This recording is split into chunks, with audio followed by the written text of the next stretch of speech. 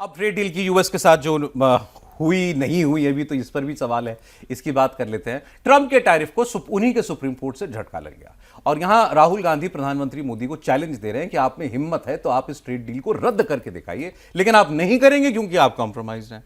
तो वो ये चाह रहे हैं कि अब एक भारत नए सिरे से एक रीनेगोशिएट करे इस पूरी डील को, क्योंकि अब वो पुराने टैरिफ तो रहे नहीं। देखिए, भारत के सरकार की भी जो स्थिति है वो वेट एंड वॉच वाली ही है और निश्चित तौर पे जो पुराने टर्म कंडीशन होंगे अभी के माहौल में तो होते नज़र नहीं आ रहे हैं। तो जो निगोशिएशन होगा, यूएस अभी किस प्रकार से एक वोलाटाइल सिचुएशन है वहाँ पे, डोनाल्ड ट्रंप आगे अभी क्या करने वाले हैं, उनको एक झटका लगाया डोनाल्ड ट्रंप को। तो 10% का जो उन्होंने टैरिफ वगैरह लगाया वो 150 दिनों के लिए। 150 दिनों के बाद डोनाल्ड ट्रंप क्या करने वाले हैं, किस तरह की व्यवस्था वो लागू करना चाहते हैं, किस प्रकार का टैरिफ लगाना चाहते हैं। तो भारत के लिहाज से तो अभी उस पर रिएक्ट करना संभव ही नहीं है, क्योंकि उनको नहीं पता कि वहाँ पे वो क्या करने वाले हैं। मान लीजिए कि बाकी देशों पे वो बहुत ज़्यादा अलग अलग लगाना शुरू कर दें, या फिर बायलेटरल जब मतलब दो देशों के साथ जब आप ट्रेड डील करते हैं तो वहाँ पर फिर यूएस के कानून को वो एक तरह से दरकिनार कर सकते हैं बहुत सारे प्रोडक्ट पे टैक्स लगा के, तो हमारी आर्म ट्विस्टिंग वो ना शुरू कर दें।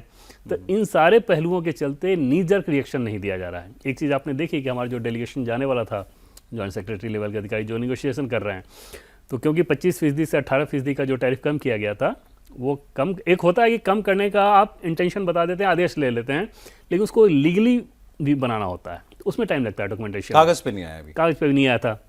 ये जो डेलीगेशन मंडे ट्यूसडे वेडनेसडे, पिछले मंडे ट्यूसडे वेडनेसडे 3 दिन के लिए जाने वाला था, मतलब जाना था सैटरडे को, और मंडे ट्यूसडे वेडनेसडे 3 दिन बातचीत वहाँ पे होनी थी, उसको हॉल्ट पे रखा गया। अच्छा, तो हॉल्ट पे रखने का मतलब ये है कि वेट एंड वॉच की पहले वहाँ देख लें कि वहाँ पे क्या हो रहा है।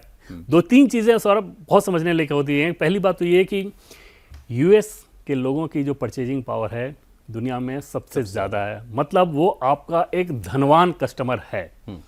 दूसरी चीज़ कि जो आप ट्रेड डील कर रहे हैं उसके अभी तक जो ट्रेड कर रहे हैं आप उसके साथ, उसमें आप बहुत सरप्लस हैं, ठीक। अब ऐसे में जब बहुत सरप्लस हैं और वहाँ पे कुछ समस्याएं आ रही हैं, डोनाल्ड ट्रंप के अपने इश्यूज, अमेरिका के उनके अपने इंटरेस्ट, उन समस्याओं के चलते वो निगोशिएशन करना चाह रहे हैं, और उसके चलते अगर आपका जो ट्रेड सरप्लस है थोड़ा कम हो जाए तो इतने धनवान कस्टमर को आप छोड़ देंगे क्या। तीसरी चीज़ कि अमेरिका के साथ आपका रिश्ता सिर्फ ट्रेड को लेके नहीं है। जैसे हमारे आईटी सेक्टर के जो हमारा रेवेन्यू आता है उसका 60% तो लगभग अमेरिका से ही आता है।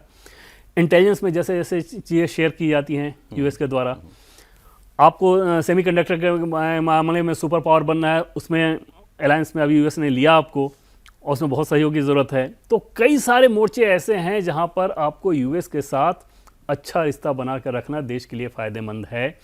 सिर्फ ट्रेड में अगर कुछ ग्लिचेज आ जाएं तो उसको उटपटांग ढंग से हैंडल नहीं किया जा सकता। जैसे आदर्श स्थिति तो ये थी कि भारत जैसे ट्रेड चला रहा था इसी तरह चलाते रहे, लेकिन अगर आपका कस्टमर उस आदर्श स्थिति के लिए तैयार नहीं है तो थोड़ा कॉम्प्रोमाइज़ तो आपको करना होगा। और वो उस ट्रंप ने पूरी दुनिया के साथ किया हुआ है, पूरी दुनिया के साथ वो कर रहा है और इतना एग्रेसिवली कर रहा है, और आपके लिए भी है कि उतना बड़ा बाजार, तो उस बाजार को आप छोड़ नहीं सकते। इसमें आपने बॉटम लाइन ये थी कि भारत सरकार अभी देखकर सोच विचार के वेट एंड वॉच की पॉलिसी पर काम कर रही है। बिल्कुल।